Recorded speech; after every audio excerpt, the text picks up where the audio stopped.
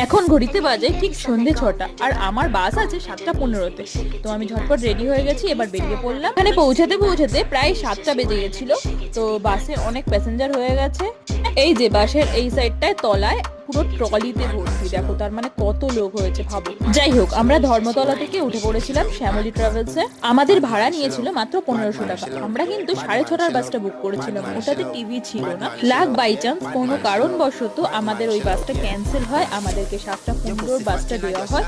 তো এটাতে টিভি আছে, এটার জন্য কিন্তু 400 টাকা এক্সট্রা পেমেন্ট করতে হয়। বাট আমরা যেহেতু 6:30টার বাসটা নিয়েছিলাম, তার জন্য আমাদেরকে কোনো এক্সট্রা পেমেন্ট করতে হয়নি, আমরা টিভি এমনিই পেয়েছিলাম। আমরা বাস ক্যান্সেল করলে আমাদেরকে পেমেন্ট করেই নিতে হতো, বাট ওনারা যেহেতু ক্যান্সেল করেছেন তাই জন্য আমাদেরকে কোনো এক্সট্রা পেমেন্ট করতে। ডাবল স্লিপার হলেও আলাদা আলাদা কিন্তু টিভি আছে, তার সাথে আলাদা আলাদা হেডফোন, এখানে চার্জিং এর ব্যবস্থা। এরপর রাত 11টার সময় আমরা চলে এলাম কৃষ্ণনগর। তারপর টানা বাসে ঘুম দিয়ে চলে এলাম শিলিগুড়ি।